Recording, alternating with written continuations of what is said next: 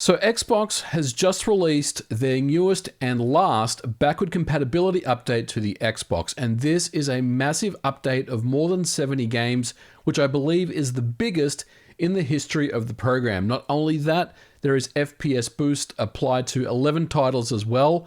And look, I'm a big fan of emulation, as you guys know, and I'm a big fan of the backward compatibility program. And my personal favorites in this batch are Otogi 1 and 2, the OG Xbox games developed by From Software, and of course Max Payne 3, which is a game that almost looks certain to be trapped in limbo on the Xbox 360 and PlayStation 3, and it has made its way over to the backward compatibility program. Now, one thing that is interesting about Max Payne 3 is that it's not anywhere to be found on the Microsoft Store digitally, at least not as of the making of this episode. I don't know if that will ever be the case. So owning a physical copy and an Xbox 360 was your only option to play Max Payne 3, but now, at least if you own a physical copy of that game, you can play it on your Xbox Series X or your Xbox One console. Now, I have been playing Max Payne 3 on backward compatibility, and I finished the game over the weekend. Now, I've noticed some issues and the occasional crash and performance issues, but for the most part, it's really excellent. Now, some of you may be disappointed to learn that Max Payne 3 doesn't apply any enhancements like FPS or resolution boost. Now, this is a little puzzling because on the Xbox 360, Max Payne 3 runs at a 720p frame buffer, and from what I recall, it does have an uncapped frame rate, which would imply that we should be getting the full native 60 FPS experience on the Series X, but as it turns out, the game runs pretty much on par at the same level of performance as the 360 version. And from what I can tell here, this is probably a limitation of the emulation itself. Most likely Microsoft tried to push the frame rates to get that locked 60 experience, but Jason Ronald himself also indicated on the Iron Lords podcast recently that it only takes a couple of game-breaking issues for FPS boost to be taken away from the equation. So most likely what's happened here is Microsoft just wanted to effectively emulate the same performance as the Xbox 360 version, and I think this is what they've settled on. It's a little disappointing, but it's also totally understandable. Now, other games such as Dead Space 3 did receive FPS boosts, and they look really good. OG Xbox games like Max Payne 2 also look terrific. Probably the best I've ever seen Max Payne 2 running on the original Xbox via emulation, and it even opens up widescreen support for this game. And I went back and double checked the case to make sure that there wasn't a 16:9 option, and indeed there was not. So this was again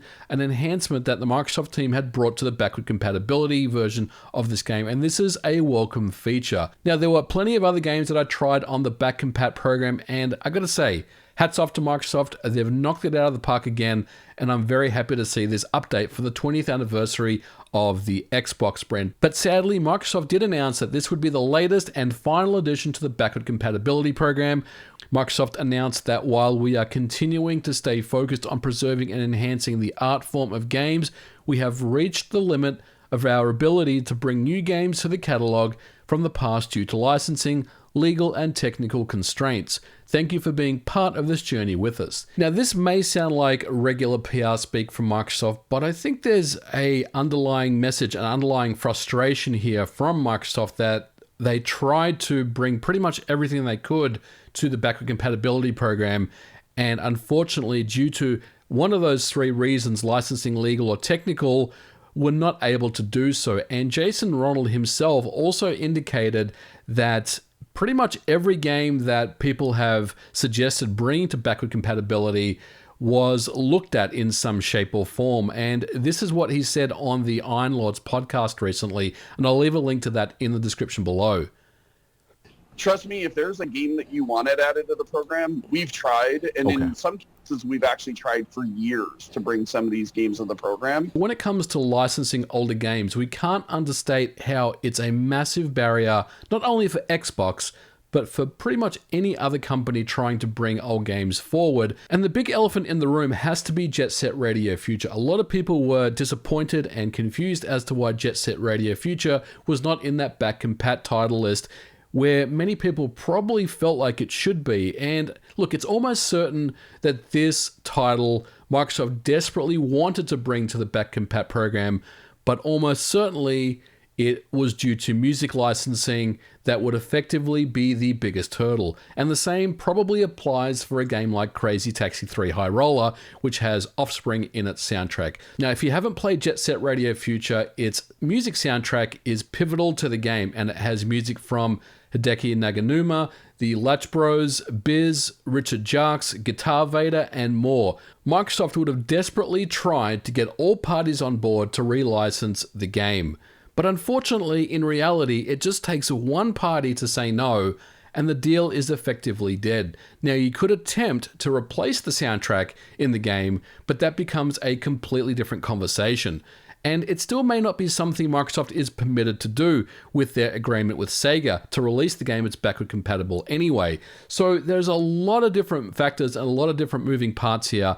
And of course, these are just my speculations. I don't know the meetings that went on with Sega to get Jet Set Radio Future back to the Xbox brand, but unfortunately it can be very messy to bring some of these old games back, and Xbox only knows this too well. Phill Spencer just last week after Xbox 20 said the following: "My hope is as an industry we would work on legal emulation that allowed modern hardware to run older executables, allowing someone to play any game. It's a big hope, but it could ultimately be a good thing for the industry to strive for from the perspective of both consumer happiness and game preservation." Now, this is a big statement from Phill and Microsoft, and I think it's also one of frustration as well. It's clear that Microsoft wanted to bring us more. They wanted to give us more, and it shouldn't be this difficult to play your old games on current hardware, but somehow it is.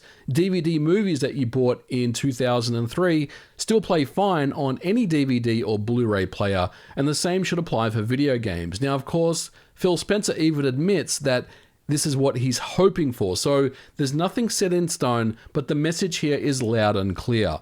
But let's say you did want to play Jet Set Radio Future, or Crazy Taxi 3 High Roller, or any number of delisted Xbox Live Arcade games on the 360. The answer is, and always has been, homegrown emulation. Now, this shouldn't be a huge surprise to many. OG and Xbox 360 emulators have existed for years, and in recent times, both OG and 360 emulation has seen great strides, and that compatibility of games, that percentage continues to increase over time.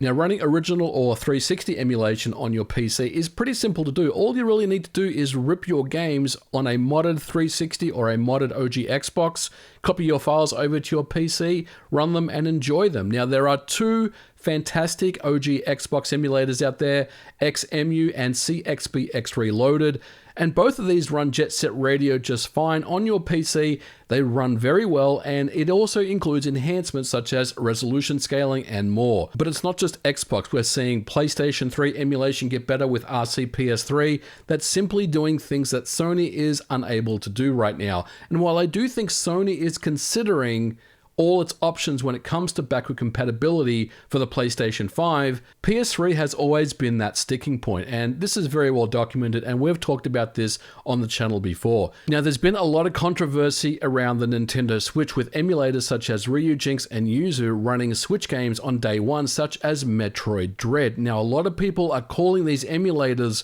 tools for piracy and illegal ROMs, but they are forgetting the bigger picture with these emulators, that these games are preserved forever. Now, it's hard to imagine right now, but think about it. If you want to play Nintendo Wii games, then you need a Nintendo Wii or a Wii U to play those games. Or you need Dolphin on your PC, and most of us would just use that. It's legal, it's easier to set up, it's fast. It also has features that the original hardware doesn't offer, including support for unlocked frame rates, as well as 4K and even larger resolutions. But let's go back and talk about what Phill Spencer has said with emulation. He's effectively thrown down a challenge to other platform holders and publishers, and with the backing of those parties, there could be a path for what he calls legal emulation.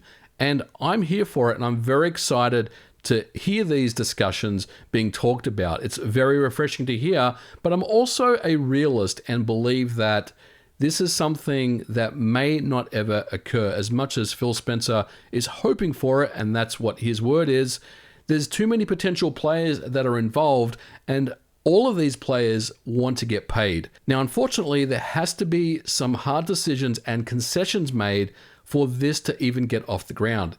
Is it possible? Yes, absolutely. But even Phill himself, as mentioned, uses the word hope when it comes to these discussions. So what is the big takeaway here? Well, emulators do support the preservation of video games, and they always have, and that is a good thing. Emulators such as Dolphin, Yuzu, Xenia, XEMU, cxbx-reloaded, Cemu, RCPS3, all these emulators are important to preserving your games.